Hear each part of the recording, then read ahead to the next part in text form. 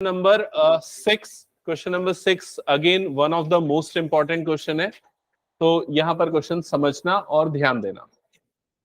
पहले क्वेश्चन को एक बार पढ़ लो, कोई ये क्वेश्चन को पढ़ेगा? वसुधा क्वेश्चन पढ़ना। हाँ, सबका ध्यान सामने रहना चाहिए क्वेश्चन पे, ठीक है? हाँ,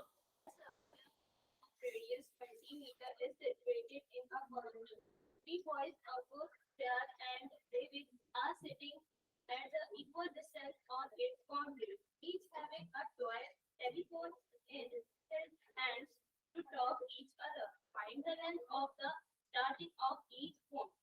string of each phone. Okay, so question सबको स्टोरी समझ में आ गई ना? क्या गिवन है? एक सर्कुलर पार्क है, तो सबसे पहले हम क्या करेंगे? एक सर्कल बनाएंगे। तो ड्रॉ करो एक सर्कल। सबसे पहले तो एक सर्कल ड्रॉ हो जाएगा, और इस सर्कल का रेडियस आपको गिवन है। रेडियस कितना गिवन है? 20 मीटर। और 3 पर्सन्स हैं, अंकुर, सैयद और डेविड। ये तीनों इसकी बाउंड्री पे बैठे हुए, are sitting at the boundary at equal distance, और तीनों के बीच का डिस्टेंस भी क्या है? इक्वल है।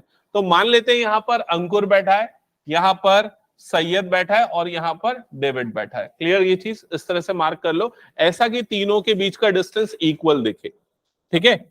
और एक और काम कर लेते हैं, यहां पर ज्वाइन भी कर देते हैं इसको। जैसे मैंने ये दोनों को ज्वाइन कर दिया, ये दोनों को ज्वाइन कर दिया और ये दोनों को ज्वाइन किया। जब मैंने इनको ज्वाइन किया तो क्या बना? ट्राइंगल। और ये कौन सा ट्राइंगल होगा? इक्विलेटरल ट्राइंगल, क्योंकि डिस्टेंस इक्वल गिवन है। क्लियर ये चीज? तो यहां पर इनकी मार्किंग भी कर देते हैं। सपोज इसको ले लेते हैं ए, इसको ले लेते हैं एस और इसको ले लेते हैं डी, क्योंकि अंकुर, सैयद और डेविड है तो उन्हीं के नाम के फर्स्ट इनिशियल लेटर्स मैंने लिख दिए, ठीक है?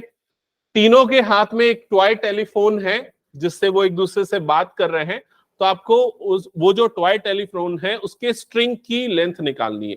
समझ में आ रहा है ये चीज? मतलब क्या निकालना है? ए एस का डिस्टेंस, एस डी का डिस्टेंस और ए डी का डिस्टेंस। ये डिस्टेंस आपको कैलकुलेट करना है। ऑब्वियसली इस सर्कल में सपोज मान लो यहां पर हम एक सेंटर ले रहे हैं, तो सेंटर को अगर हम ज्वाइन करते हैं, चाहे इससे ज्वाइन करें या चाहे इससे ज्वाइन करें या चाहे इससे ज्वाइन करें, ये आपको क्या देगा? रेडियस देगा। ये क्या होगा? सर्कल का रेडियस होगा, और जिसकी वैल्यू कितनी होगी? 20 मीटर। मतलब ये वाली वैल्यू 20 हो जाएगी, ये भी हो जाएगा 20 और ये भी हो जाएगा 20। यहां तक सबको समझ में आ गया ना? चलो नोट डाउन कर लो यहां तक की चीजें, मतलब फिगर ड्रॉ कर लो।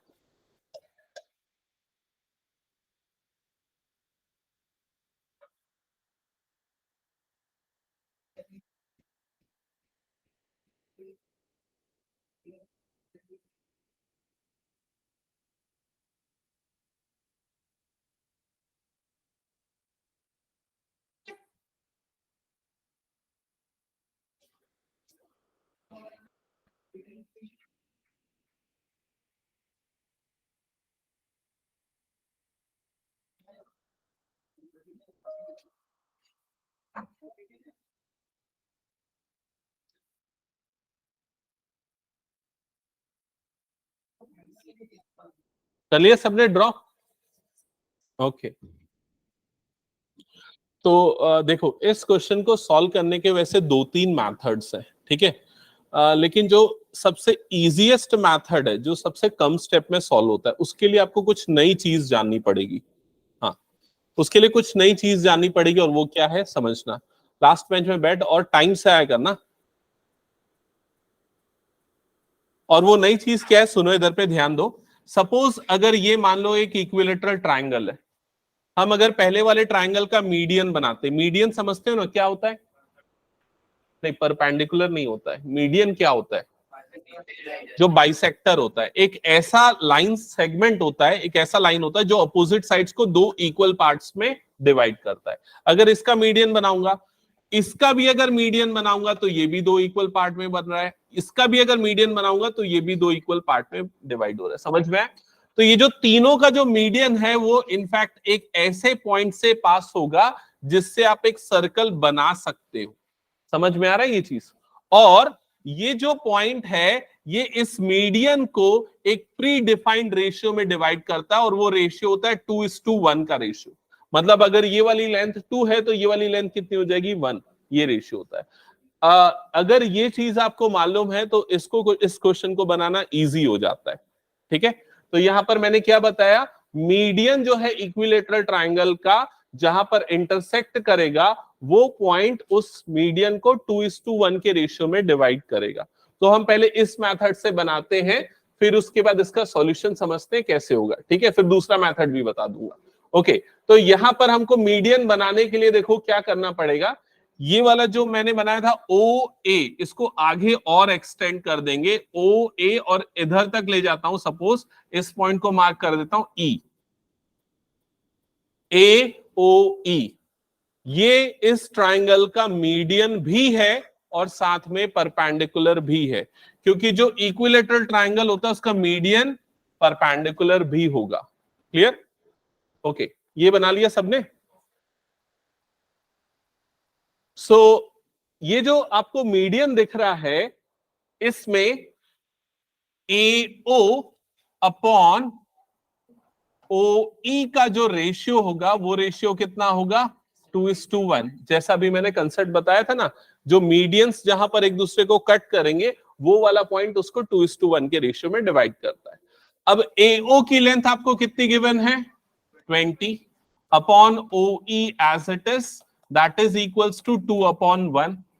क्रॉस मल्टीप्लाई करो तो ये इधर जाएगा 1 into 20 तो हो जाएगा 20, इधर क्या हो जाएगा 2OE, तो ये 2 इधर क्रॉस मल्टीप्लाई हो जाएगा 20/2 इज इक्वल्स टू क्या हो जाएगा OE। तो OE की लेंथ कितनी मिल जाएगी आपको 10, मतलब यहां से यहां तक की लेंथ कितनी मिल गई 10। ये समझ में आया सभी को? ओके, और आपको निकालना क्या है, आपको क्या निकालना है इस पूरे क्वेश्चन में, आपको AS की लेंथ निकालनी है या फिर SD की लेंथ निकालनी है या फिर AD की लेंथ निकालनी है। ये तीनों की लेंथ सेम है क्योंकि ये क्या बन रहा है इक्विलेटरल ट्राइंगल बन रहा है। क्लियर ये चीज? ओके, अब ये निकालने के लिए हम एक काम करेंगे, हम ये वाला राइट एंगल ट्राइंगल यूज करेंगे। ये वाला राइट एंगल ट्राइंगल देखो, ये राइट एंगल ट्राइंगल, ठीक है। इस राइट एंगल ट्राइंगल में आपको इसका परपेंडिकुलर पता है, परपेंडिकुलर कितना हो गया इसका 20 नहीं, परपेंडिकुलर मतलब ये वाला लाइन सेगमेंट की लेंथ वो कितना होगा 20 + 10 दैट इज 30। ठीक है, तो आप लिखो सबसे पहले इसमें in triangle ASE, in triangle ASE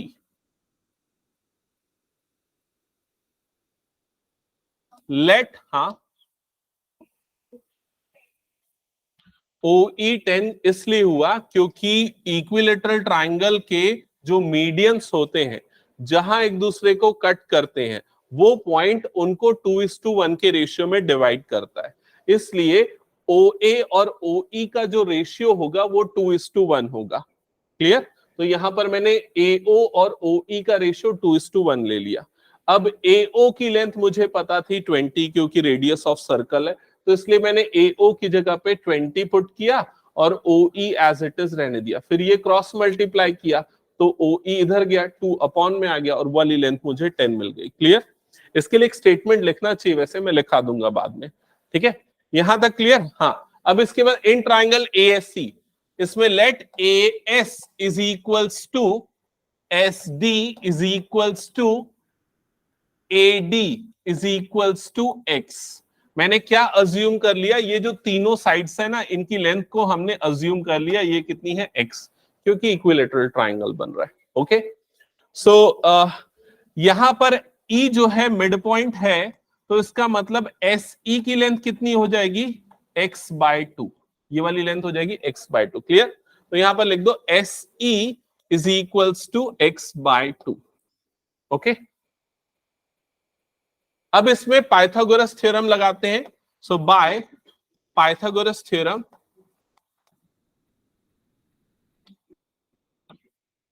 h² is equal to p² plus b²।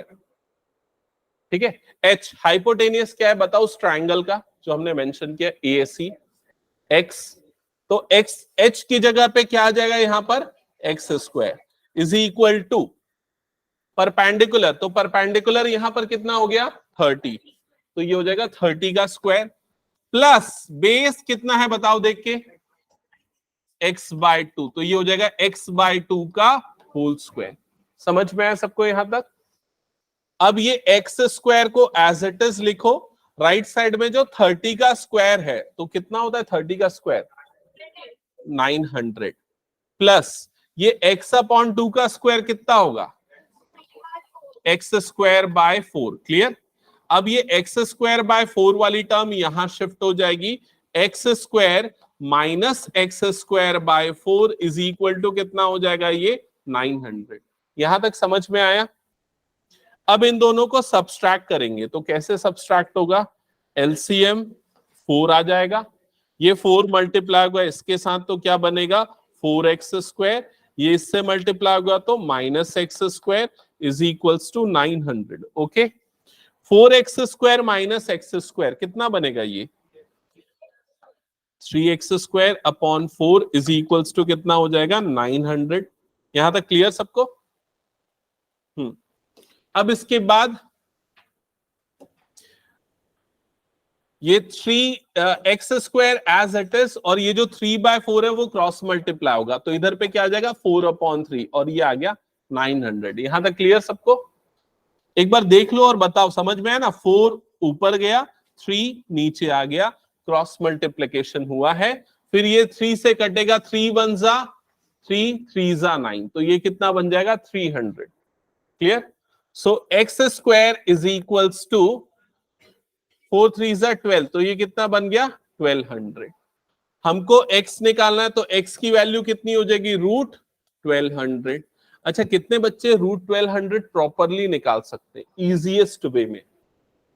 हम रूट को सॉल्व करने के लिए क्या करते हैं, रूट से पेयर बना के बाहर निकालते हैं ना, तो यहां सबसे इजीएस्ट पेयर आप किसका बना सकते हो,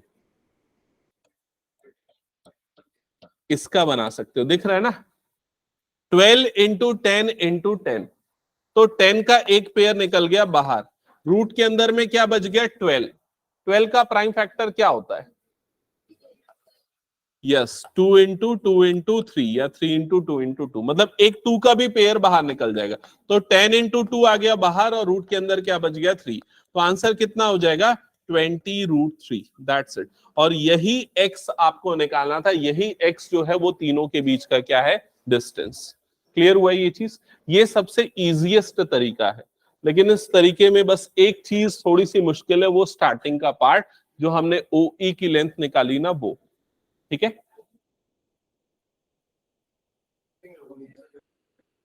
इसमें ना कंस्ट्रक्शन मेंशन करने की जरूरत नहीं है वैसे तो, ठीक है? आप ये एक स्टेटमेंट ये मेंशन कर दो, यहां पर जहां पर हमने ये रेशियो लिखा हुआ है ना उसमें एक स्टेटमेंट लिख दो।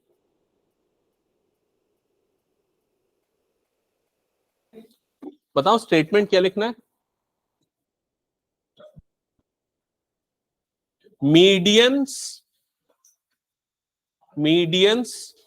Of an equilateral triangle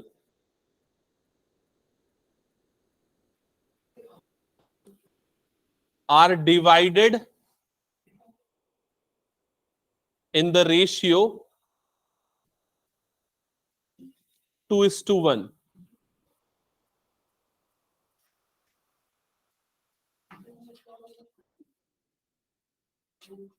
Medians of an equilateral triangle are divided in the ratio 2:1. लिख लिया सबने, नोट डाउन कर लिया? ओके, और भी तरीका है वो बताऊं क्या, यार रहने दो इसी मेथड को, रहने दो, ठीक है? बाकी तो सब इतने बड़े, ये जो हमने पिछले क्वेश्चन देखे थे ना लगभग उतने बड़े उसके सॉल्यूशंस है, ठीक है? तो उसको स्किप कर देता हूं फिर मैं। अब आगे बढ़ जाते हैं हम नेक्स्ट टॉपिक की तरफ। तो नेक्स्ट 2-3 थ्योरम्स और हैं वो हमको देखने हैं, 2-3 नहीं ज्यादा, ये 5 थ्योरम्स और होंगे लगभग, ठीक है? सो हेडिंग डालना, कौन से थ्योरम तक अभी तक हमने किया था, थ्योरम 6, तो थ्योरम 7, थ्योरम 7, थ्योरम 7 का स्टेटमेंट लिखना। अब स्टेटमेंट लिखेंगे और समझेंगे, इसके प्रूफ ज्यादा इंपॉर्टेंट नहीं आगे वाले, जो होंगे मैं उनके प्रूफ्स बता दूंगा, ठीक है। स्टेटमेंट लिखो और समझो बस। Angle subtended by an arc, angle subtended by an arc, subtended by an arc at the center, at the center is double, is double, is double the angle subtended by it, is double the angle subtended by it at any point, at any point, at any point on the remaining part of the circle, on the remaining part of the circle.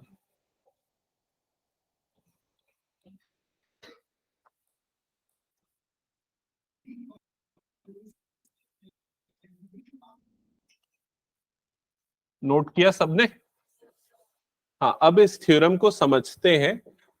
सबसे पहले एक circle बना लो समझने के लिए।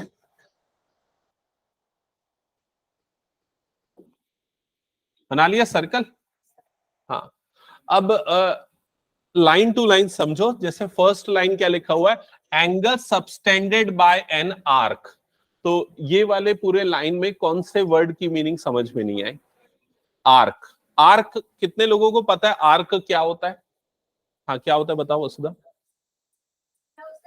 किसी चीज का हाथ लेके उसका हम लोग एक लाइन खींचते जिसका हम लोग एक परपेंडिकुलर लाइन खींचते। ठीक है, और कोई बता रहा है आर्क? हाँ, बता रहा है श्रेयांश। और कोई? आर्क क्या होता है? किसी को नहीं पता? ठीक है, आर्क क्या होता है? देखो, सर्कल किसको बोला जाता है? सर्कल, ये बाउंड्री जो बन रही है ना, इसको सर्कल बोला जाता है। इसका कोई भी एक पोर्शन अगर मैं ले लूं, सपोज मैंने ये अगर एक पोर्शन ले लिया, तो इस पोर्शन को बोला जाता है आर्क। सबको क्लियर हो गया आर्क क्या होता है? सर्कल का कोई भी एक पोर्शन, चाहे वो इतना हो सकता है, या फिर चाहे वो इतना हो सकता है, या फिर चाहे वो इतना हो सकता है, सर्कल का एक टुकड़ा, उसी को आर्क बोला जाता है। That's it. क्लियर सबको ये?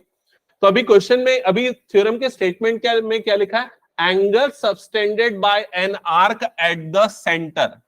तो ये जो आर्क है, ये सेंटर पे कोई एंगल बना रहा है। तो ये एंगल कैसे बनाएगा आर्क? ये आर्क के जब एंड पॉइंट्स को हम सेंटर से ज्वाइन करेंगे, तो ये एंगल बन रहा है। ये इस एंगल के बारे में बात कर रहा है। क्लियर हुआ ये चीज? ये आर्क के एंड पॉइंट ए और बी सेंटर पे कोई एंगल बना रहे हैं। मान लेते हैं ये एंगल है 30 डिग्री, ठीक है। तो angle subtended by an arc at the centre. उसके बाद क्या लिखा है, पढ़ो ध्यान से। Angle subtended by it at any point on the remaining part of a circle. तो remaining part of a circle का मतलब ये आर्क को छोड़ के जो रिमेनिंग पार्ट है, उस पे ये आर्क जो एंगल बनाएगा, मतलब मान लो कोई भी एक पार्ट ले ले, कोई भी एक पॉइंट ले लेते, सपोज ये वाला पॉइंट ले लेते, यहां पर मैं इस पॉइंट को ले लेता हूं सी। तो यहां पर जो एंगल बनेगा, ठीक है, सेंटर पे बनने वाला एंगल उसका क्या होगा? डबल होगा। इसका यही मतलब है, angle subtended by an arc at the centre is double the angle subtended by it at any point on the remaining part of a circle. तो सेंटर पे बनने वाला एंगल रिमेनिंग पार्ट में बनने वाले एंगल के क्या होगा? डबल होगा। किसके थ्रू? ये आर्क के थ्रू। समझ में आया सबको ये चीज? या इसी का अगर उल्टा बोला जाए, यहां पर जो एंगल बन रहा है, यहां पर जो एंगल बन रहा है, उसका हाफ हो जाएगा ये वाला एंगल। तो ये एंगल कितना बन जाएगा? 15 डिग्री। क्लियर हुआ सबको ये स्टेटमेंट का मतलब? ओके। इस पे बेस्ड क्वेश्चन बहुत ज्यादा आता है। फॉर एग्जाम्पल, अगर मैं यहां पर एक आपको फिगर बना के बताता हूं, आप मुझे आंसर बताना, क्वेश्चन पूछूंगा मैं। मान लो ये इस तरह से एक आर्क है और वो यहां पर एंगल बना रहा है 20 डिग्री। तो यहां पर एंगल कितना बनेगा? 40 डिग्री। क्लियर हुआ सबको ये चीज? ओके। ठीक है, सो ये क्लियर, इस एग्जांपल को नोट डाउन कर लो क्योंकि काम आएगा आगे क्वेश्चन सॉल्व करेंगे तो।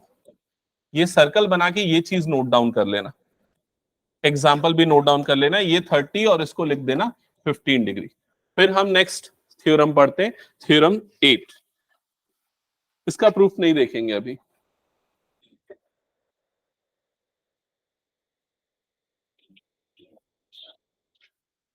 हो गया सबका? नेक्स्ट लिखना थ्योरम 8, स्टेटमेंट लिखना सबसे पहले।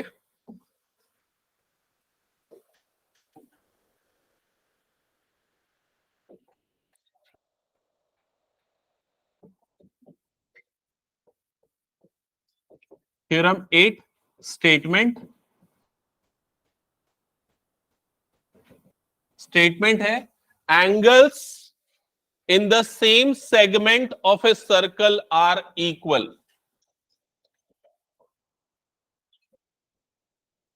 Angles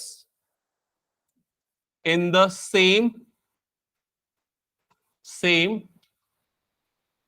segment of a circle are equal.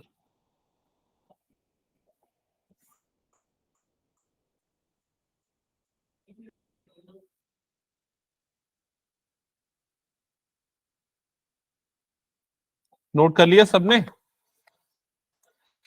ठीक है, अब यहां पर मैं इसको डायग्राम के थ्रू समझा रहा हूं, समझना।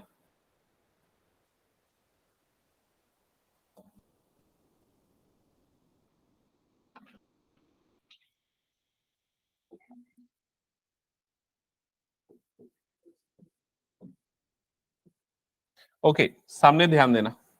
ये आपको एक क्या दिख रहा है, ये जो पोर्शन अभी मैं ड्रॉ कर रहा हूं ये आर्क है, ठीक है।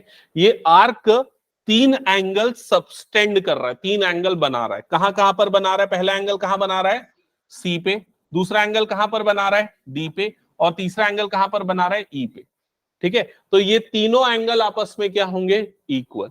ये इस थ्योरम का स्टेटमेंट है, angles on the same segment of a circle are equal. Clear? देखो इसमें ना मैं कुछ वर्ड्स और कुछ चीजें बता रहा हूं, सुनो। ये जैसे मान लो एक सर्कल हो गया, इस वाले पार्ट को क्या बोलते हैं? क्या बोलते हैं इसको? कॉर्ड। और इसको क्या बोलते हैं? आर्क। और इसको क्या बोलते हैं? किसी को पता है? इसको बोलते हैं सेगमेंट। इसको बोला जाता है सेगमेंट। तो सेगमेंट क्या होता है? कॉर्ड और आर्क के बीच का जो रीजन होता है उसको क्या बोला जाता है? सेगमेंट। तो आई थिंक ये वाला डायग्राम बना लेना, ये काम आएगा, हो सकता है इससे एमसीक्यू बन जाए।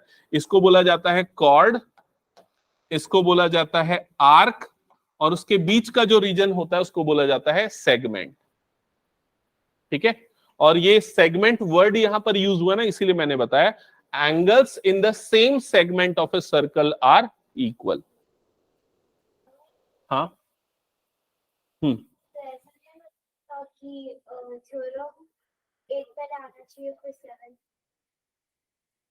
एक्चुअली ना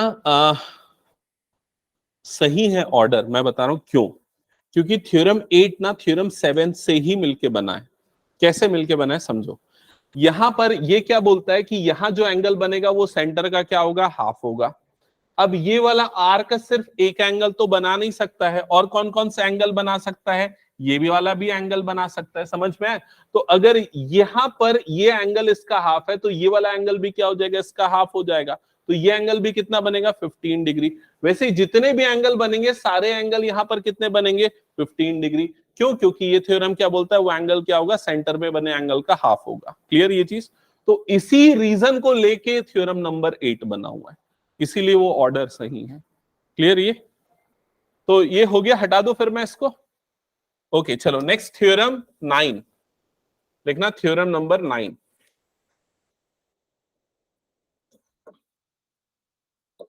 स्टेटमेंट लिखना,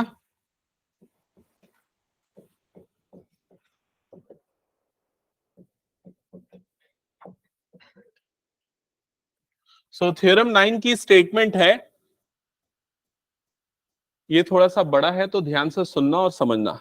if A line segment joining 2 points, लिखो if a line segment joining 2 points,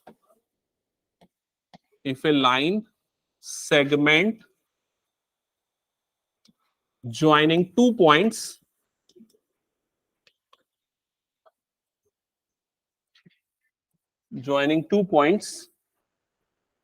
subtend equal angles, subtend equal angles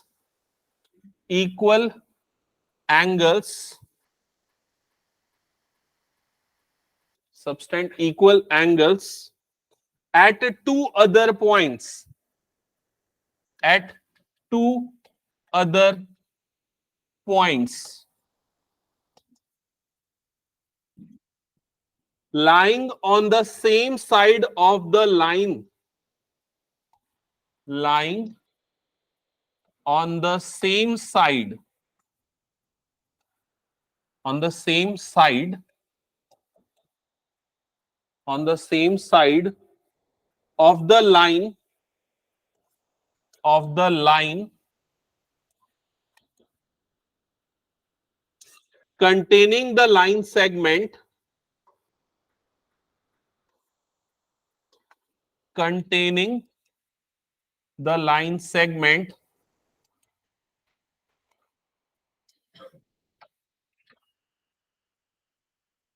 comma the 4-point, then the 4-point, then the 4-point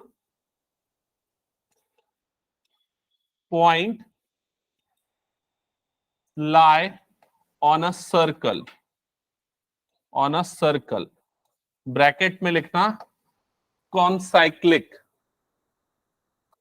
कॉनसाइक्लिक,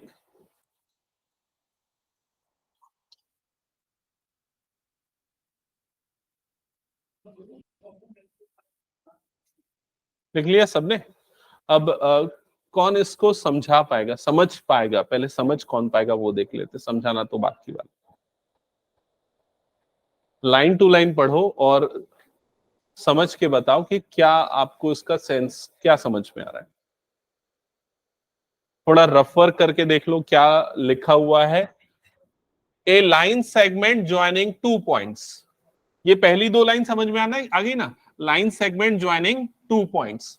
तो सबसे पहले मान लेते हैं ये 2 पॉइंट हो गया और उसको ज्वाइन करने वाला एक लाइन सेगमेंट हो गया ए बी। यहां तक क्लियर? फिर क्या लिखा है, आगे पढ़ो। Subtend equal angles eight 2 other points. तो ये क्या कर रहे हैं, 2 इक्वल एंगल सबटेंड कर रहे हैं, मतलब बना रहे हैं, 2 इक्वल एंगल बना रहे हैं 2 अलग पॉइंट पे। Clear? lying on the same side of line segment containing the line segment, lying on the same side of line containing the line segment। इसका क्या मतलब है? इसका मतलब है ये लाइन सेगमेंट के बाद 2 साइड बनता है, एक तो ऊपर वाला और दूसरा कौन सा, नीचे वाला। अब वो जो 2 पॉइंट पे इक्वल एंगल बना रहा है वो दोनों पॉइंट सेम साइड पे आ रहे हैं, मतलब मान लेते हैं दोनों पॉइंट ऊपर की तरफ आ रहा है, एक पॉइंट यहां पर आ रहा है और दूसरा पॉइंट यहां पर आ रहा है। क्लियर? और ये पॉइंट मान लो सी है और ये वाला पॉइंट मान लो डी है। तो ये जो line segment A B C पे जो एंगल बना रहा है डी पे भी वही एंगल बना रहा है। यहां तक की पूरी लाइन का ये मतलब हुआ, समझ में आया? A line segment joining the 2 points subtend equal angle at 2 other point lying on the same side of the line segment. ठीक है? तो ऐसा बनने पे अगर ये वाले दोनों एंगल्स इक्वल हैं, मान लो ये एंगल अगर बन रहा है 30 डिग्री और ये वाला एंगल भी 30 डिग्री बन रहा है, then the 4 point lie on a circle. आखिरी वाली लाइन का क्या मतलब है? ये चारों पॉइंट किस पे लाई करेंगे? सर्कल पे। मतलब इन चारों पॉइंट से पास होते हुए एक सर्कल बनाया जा सकता है, और ऐसे पॉइंट जो एक सर्कल पे आते हैं वैसे पॉइंट को बोला जाता है कॉनसाइक्लिक। समझ में आ रहा है? कोलिनियर वर्ड सुना है तुम लोगों ने? कोलिनियर का मतलब नहीं सुना तो बता दूं, कोलिनियर का मतलब होता है ऐसे पॉइंट जो एक लाइन में आते हैं, ऐसे पॉइंट को बोला जाता है कोलिनियर। वैसे ही कॉनसाइक्लिक का मतलब ऐसे पॉइंट जो एक सर्कल में आते हैं उनको बोला जाता है कॉनसाइक्लिक। क्लियर हुआ सबको ये चीज? तो ये थ्योरम ज्यादा यूज नहीं होता, बहुत रेयर कंडीशन में यूज होता है। ठीक है, पेपर में भी ज्यादातर नहीं आता। हाँ, आंसर शीट बोल रहा हूं, दूंगा सैटरडे तक, रुक जाओ। ठीक है, हो गया, ये हटा दो उसको मैं।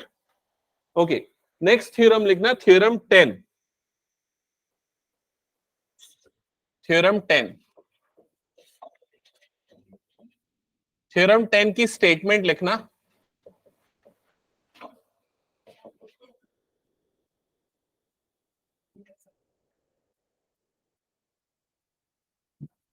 The sum of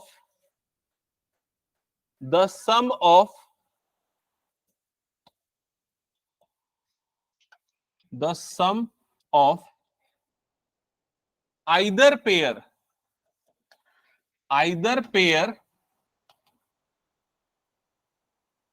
of opposite angles of opposite angles of a cyclic quadrilateral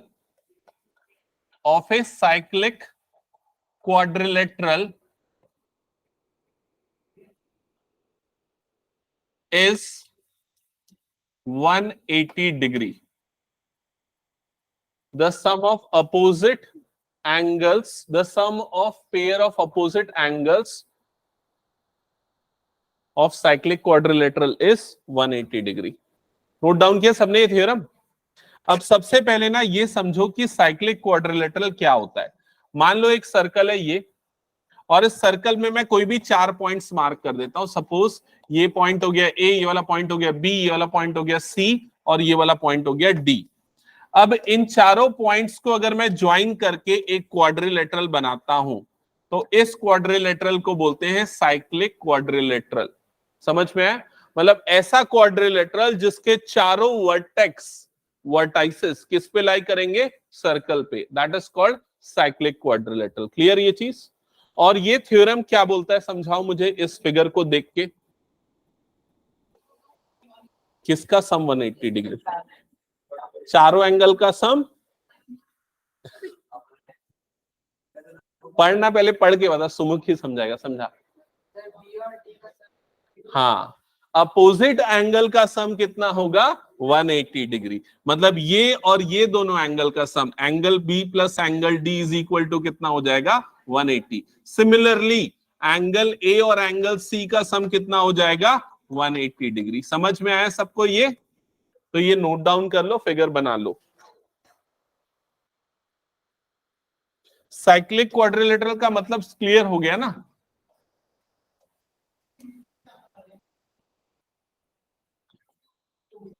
next लिखना थ्योरम 11। थ्योरम 11, इसकी स्टेटमेंट लिखना, और इसकी स्टेटमेंट मैं बस लिखवाऊंगा, समझाओगे आप लोग क्या मतलब है उसका।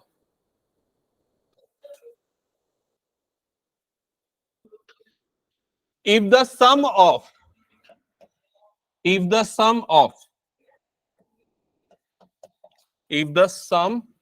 of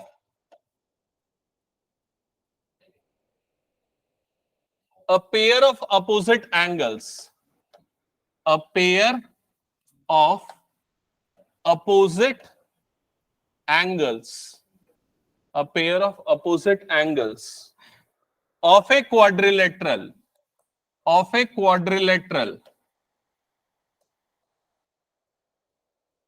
is 180 degree, then it is a cyclic quadrilateral. It is a cyclic quadrilateral. क्या समझ में आ रहा है बताओ? अगर रैंडमली आपको कोई भी एक क्वाड्रिलेटरल दे दिया है, मान लो ये क्वाड्रिलेटरल दे दिया है ए बी सी डी, और क्या बोल रहा है कि इसके अपोजिट एंगल का सम 180 डिग्री है, तो ये क्वाड्रिलेटरल क्या होगा, साइक्लिक। तो थ्योरम 10 और थ्योरम 11 में क्या रिलेशन है, कन्वर्स है। यहां बोलता है अगर साइक्लिक है तो अपोजिट एंगल का सम 180, यहां बोलता है अगर अपोजिट एंगल का सम 180 तो ये क्या हो जाएगा, साइक्लिक। समझ में आ गया। तो अभी हमने 5 थ्योरम डिस्कस किए। सबसे पहले हमने डिस्कस किया थ्योरम 7। थ्योरम 7 क्या था, एक बार एक्सप्लेन करना, मतलब वर्डिंग्स के थ्रू नहीं, जनरल सेंस जो समझ में आ रहा है वो बताओ। क्या है जनरल सेंस इस थ्योरम का? सेंटर में बनने वाला एंगल रिमेनिंग पार्ट में बनने वाले एंगल्स के क्या होगा, डबल होगा। समझ में आ गया ये चीज? सेंटर में बनने वाला एंगल रिमेनिंग पार्ट में बनने वाले एंगल का क्या होगा, डबल। ये वाला थ्योरम क्या बोल रहा है, सेम सेगमेंट में जो एंगल बनेंगे वो सारे एंगल्स आपस में क्या होंगे, equal. Angles on the same segment of a circle are equal. ये वाला थ्योरम क्या बोल रहा है, अगर एक लाइन सेगमेंट दो अलग पॉइंट पे सेम एंगल बना रहा है तो ये जो चारों पॉइंट है ये किस पे लाई करेंगे, सर्कल पे लाई करेंगे। क्लियर सबको, ये 3 थ्योरम क्लियर ना। फिर उसके बाद लास्ट के जो 2 थ्योरम है वो साइक्लिक क्वाड्रिलेटरल पे। एक बोलता है साइक्लिक क्वाड्रिलेटरल है तो अपोजिट एंगल का सम 180, दूसरा बोलता है अगर अपोजिट एंगल का सम 180 तो क्वाड्रिलेटरल क्या होगा, साइक्लिक। सबको क्लियर? स्टार्ट करें क्वेश्चंस। ओके चलो, क्वेश्चन फ्रॉम एक्सरसाइज 9.3। अपनी बुक ओपन कर लो और फर्स्ट क्वेश्चन एक बार देख लो।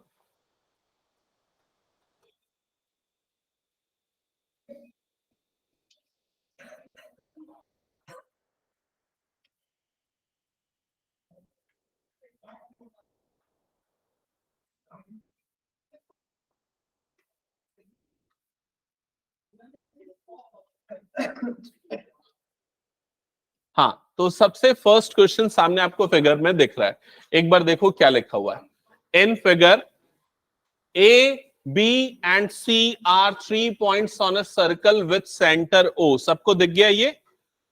क्या लिखा हुआ है, angle BOC is equals to 30 degree. Angle BOC दिख रहा है ना सबको, BOC ये वाला एंगल है 30 डिग्री। और क्या गिवन है, AOB 60 डिग्री। ये वाला एंगल कितना बन रहा है, 60 डिग्री। आपको बोल रहा है if D is a point on a circle other than ABC find angle ADC। आवाज देके मत बोलना, जिसको पता है हैंड रेस करना। आपको क्या निकालना है पहले वो देखो, एंगल ADC निकालना है। एंगल ADC कहां पर बन रहा है वो देख लो पहले। ADC कहां पर बन रहा है, यहां पर बन रहा है। अब कितने लोग इसको आंसर कर सकते हैं, हाथ उठाओ। 1 2 3 4 5, ओके 6, ओके बस इतने। बाकी लोग थोड़ा सा सोचो एक बार, फिर मैं चांस दे रहा हूं। हाँ पलक बताओ। ADC will be 45 degree because the remaining part would be yes okay. बाकी लोग को क्लियर हुआ, नहीं हुआ तो सुनो। ये पूरा एंगल कितना बन रहा है, ये पूरा एंगल कितना बनेगा, ये पूरा एंगल बनेगा 90 डिग्री। समझ में आया कैसे बना 90 डिग्री? तो ये AC वाला आर्क जो है ये सेंटर पे कितना एंगल बना रहा है, 90 डिग्री। तो रिमेनिंग पार्ट पे कितना एंगल बनाएगा, उसका हाफ। 90 का हाफ कितना होता है, 45 डिग्री।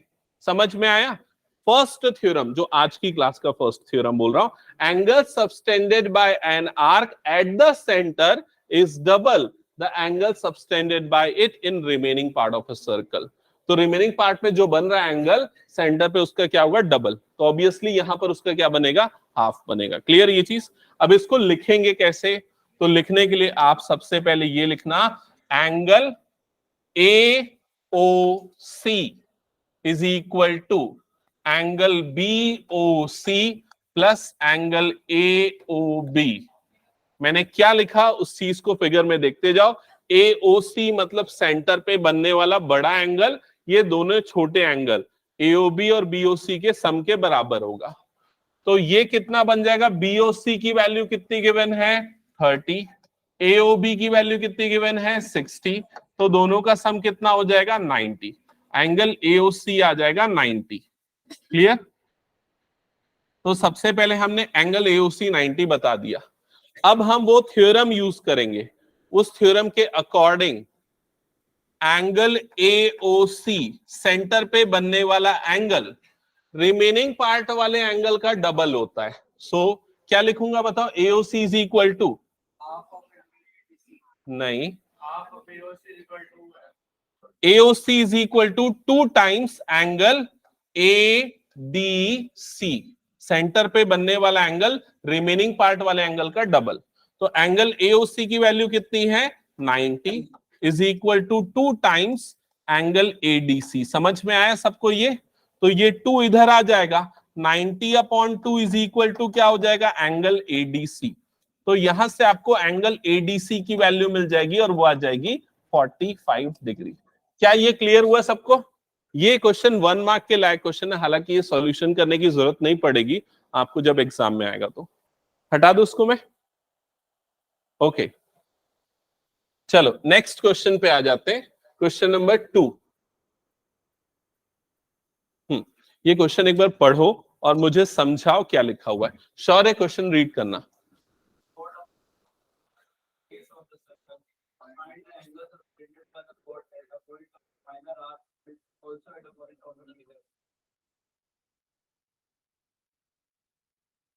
क्वेश्चन सबने अच्छे से पढ़ लिया ना? पक्का? क्या समझ में आया क्वेश्चन? श्रेष्ठ, समझ में आया क्वेश्चन? नहीं आया समझ में? कितने लोगों को नहीं आया फ्रैंकली हाथ उठा दो। ओके ओके, चलो ठीक है, समझते हैं। A chord of a circle is equal to the radius of a circle। पहले पार्ट बाय पार्ट पढ़ते हैं। सबसे पहले क्या बोल रहा है? एक सर्कल है तो हम बना देते हैं एक सर्कल। ये हो गया सर्कल। अब पहली लाइन बोल रही है जो सर्कल का कॉर्ड है वो किसके इक्वल है? रेडियस के। तो हम यहां पर एक सर्कल का कॉर्ड बना देते हैं। मान लो ये हो गया एक सर्कल का कॉर्ड, और एक ये रेडियस के इक्वल है, मतलब ये वाला तीनों लेंथ आपस में क्या हो जाएगा? इक्वल। मान लेते हैं ये सेंटर O हो गया, ये A हो गया और ये क्या हो गया? B। ये कॉर्ड ये रेडियस के इक्वल है। ये फिगर समझ में आया क्या सभी को? हमने कॉर्ड बनाया, हमने 2 रेडियस बनाया, तीनों को हमने इक्वल मार्क कर दिया। तो पहली लाइन यहां खत्म हो गई। अब यहां से हमको क्या फाइंड आउट करना है बताओ तो? Angle subtended by the chord at a point on the minor arc, also at a point on a major arc. तो आर्क तो पता है ना, लेकिन यहां पर 2 टाइप का आर्क बोल रहा है, एक तो माइनर और दूसरा क्या? मेजर। तो माइनर और मेजर क्या होता है समझना। ये वाला जो आर्क है इसको बोला जाता है माइनर आर्क, मतलब छोटा वाला। सर्कल को अगर 2 पार्ट में मैं कट करूंगा तो एक हिस्सा उसका छोटा होगा और दूसरा क्या होगा? बड़ा होगा। तो जो छोटा वाला पार्ट है that is called minor arc. तो मेजर आर्क कौन सा होगा? जो ये रिमेनिंग पोर्शन बच गया, this part is called major arc. समझ में आया ये चीज? तो ये वाला जो कॉर्ड है मेजर आर्क पे कितना एंगल बना रहा है वो बताओ, और माइनर पे कितना बना रहा है वो बताओ। तो पहले तो मैं ये ले लेता हूं, मान लो ये मेजर आर्क ले ले रहा हूं, इस पे ये कितना एंगल बनाएगा ये कौन कौन बता सकता है? पहले वो हाथ उठाओ। कोई भी नहीं? ओके ओके, हाँ okay. Double of AOB, half of AOB, और कोई कुछ? डबल ऑफ AOB क्या है? हाफ ऑफ AOB होगा ना। सेंटर पे बनने वाला एंगल इसका डबल होता है, तो ये वाला एंगल सेंटर का क्या होगा? हाफ होगा। वो देख के भी समझ में आ रहा है ना, ये वाला एंगल तो छोटा होगा ना। ठीक है, हाँ ये तो ठीक है, लेकिन मुझे वैल्यू चाहिए, नंबर चाहिए। Very good, 30 degree. कैसे बता? हाँ, साइड नहीं, एंगल। ओके, सही बोल रहा है ये। एक्सप्लेनेशन भले नहीं दे पा रहा है, बाकी लोग इधर ध्यान से सुनो। ये जो ट्रायंगल बन रहा है इसके तीनों साइड्स आपस में क्या है? इक्वल। तो ये कौन सा ट्रायंगल हुआ? Equilateral triangle. और इक्विलेटरल ट्रायंगल के तीनों एंगल्स इक्वल होते हैं, तो तीनों एंगल कितने बनेंगे? 60 डिग्री। तो ये तीनों एंगल हो गए 60 60 60। समझ में आया सबको ये? तो अगर सेंटर पे 60 बन रहा है तो रिमेनिंग पार्ट में क्या बनेगा? उसका half, that is 30 degree. Clear हुआ सबको ये? तो यहां पर ये वाला एंगल आ जाएगा 30 डिग्री। ये एंगल हो गया 30 डिग्री। हाँ, ये हो गया। ये ये किस पे बन रहा है? ये बन रहा है मेजर आर्क में, मेजर आर्क में। लेकिन माइनर आर्क में भी एंगल जो बन रहा है वो एंगल आपको निकालना है। तो माइनर आर्क कहां पर हो गया? देखो यहां पर हो गया माइनर आर्क। इस पे कितना एंगल बनेगा वो बताओ। कौन सा एंगल पूछ रहा है? समझ गए ना? यहां पर पूछा जा रहा है ये वाला एंगल बताओ, ये वाला एंगल कौन बताएगा? हाँ 15। यार 15 डिग्री तो बहुत छोटा होता है, तो कितना बड़ा देख रहा है? क्यों 120 डिग्री? नहीं। हाँ हाँ नहीं। एक हिंट दूं क्या? नहीं नहीं नहीं नहीं। एक हिंट दूं क्या? एक हिंट दे रहा हूं। तुम लोग एक काम करो, ये जो पूरा सर्कल के अंदर जो भी कुछ लाइन वाइन दिख रहा है ना, उसमें तुम लोग साइक्लिक क्वाड्रिलेटरल खोजो कौन सा है। साइक्लिक क्वाड्रिलेटरल, एक क्वाड्रिलेटरल खोजो जो साइक्लिक हो। नहीं, साइक्लिक क्वाड्रिलेटरल देखा किसी को भी? नहीं।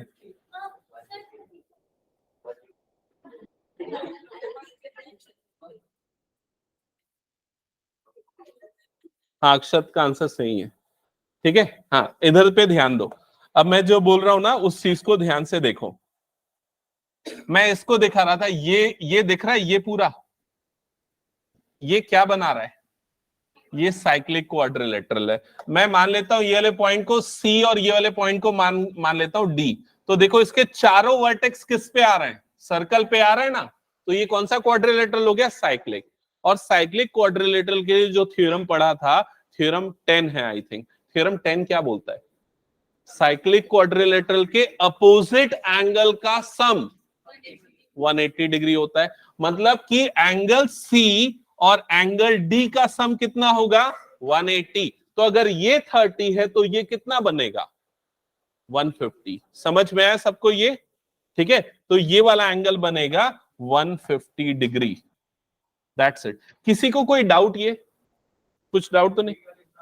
हाँ ये 150 कैसे आया? क्योंकि angle C plus angle D कितना होगा? 180 डिग्री, क्योंकि ये साइक्लिक क्वाड्रिलेटरल है। ठीक है, और एंगल सी हमने निकाल लिया है 30 है, तो 30 प्लस एंगल डी 150। तो एंगल डी कितना हो जाएगा? 150 180 माइनस 30, तो एंगल डी आ जाएगा 150 डिग्री। क्लियर?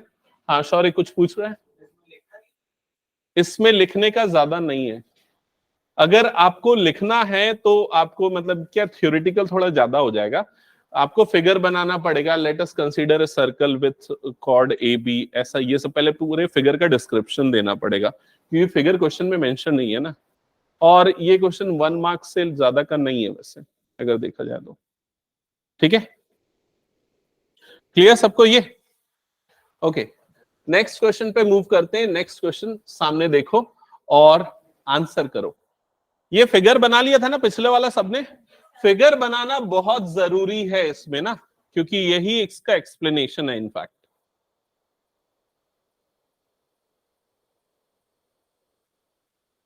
हटा दो इसको मैं।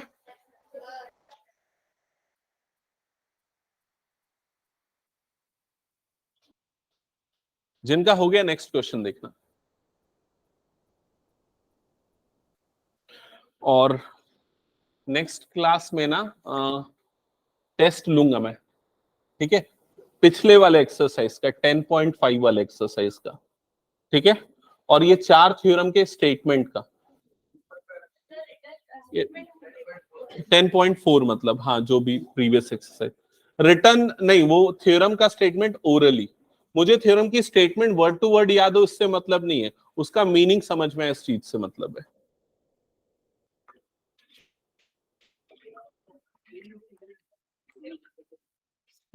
चलो बताओ आंसर। पढ़ लिया सबने क्वेश्चन? एक बार मैं क्वेश्चन दिखा रहा हूं, देख लो इधर। Angle P Q R 100 degree दिख गया सबको? पी क्यू आर 100 है। Where P Q and R are the points on a circle with center O. ये भी गिवन है, P, Q और R ये पॉइंट्स है जिस सर्कल का उसका सेंटर O है, ठीक है।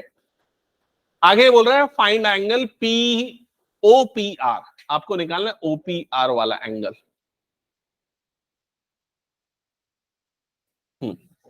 तो कौन सा एंगल निकालना है? OPR, ये छोटा सा एंगल निकालना है, समझ गए? कोई बताएगा, ट्राई करेगा या मैं एक्सप्लेन कर दूं? एक्सप्लेन? ठीक है।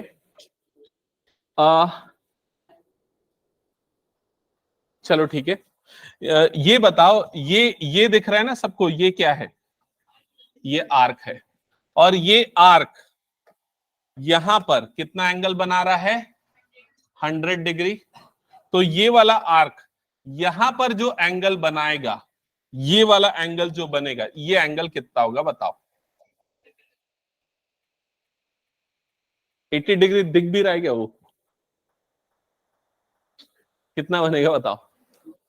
अच्छा ठीक है, छोड़ो, याद नहीं है तो नहीं बता रहे हो तो छोड़ो। 200। कौन बोला? हाँ, क्यों बता?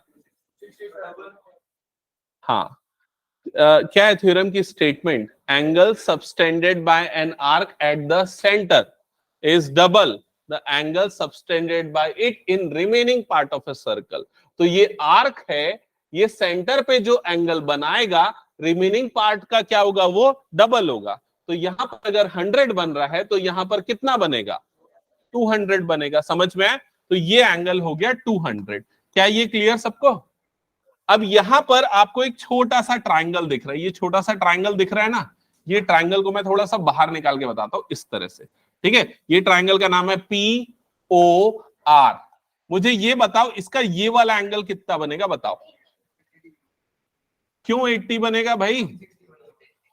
ये एंगल कितना बनेगा? 160, क्योंकि टोटल एंगल कितना होता है? 360 कंप्लीट एंगल, उसमें से 200 माइनस कर दो तो ये एंगल कितना बन जाएगा? 160 डिग्री। क्लियर ये चीज सबको? अब मेरा नेक्स्ट क्वेश्चन है, ये जो ट्राइंगल है इसका नाम बताओ। ये कौन सा ट्राइंगल है? Isosceles triangle. वो ठीक है, POR है, लेकिन ये टाइप है इसका आइसोसेलेस। क्यों आइसोसेलेस है? क्योंकि ये दोनों साइड्स उसके क्या हैं? इक्वल, क्योंकि दोनों क्या है यहां पर? रेडियस है। समझ में आया? अब आइसोसेलेस ट्राइंगल में क्या होता है? दोनों साइड्स अगर इक्वल है तो उनके अपोजिट एंगल भी क्या होते हैं? इक्वल। मतलब ये वाला एंगल और ये वाला एंगल आपस में क्या हो जाएगा? इक्वल। तो अगर मैं इसको x लेता हूं तो ये वाला भी एंगल कितना हो जाएगा? x। समझ में आया सभी को? अब बताओ 10। क्या लगाया इसमें? Angle sum property. तो x plus 160 is equal to कितना हो जाएगा? 180, और फिर उसके बाद x की वैल्यू मिल जाएगी। समझ में आया सबको? ये इसको बना के लाना, लेकिन ना इसको कुछ नोट तो किया नहीं है, लेकिन बना के इसको लेके आना।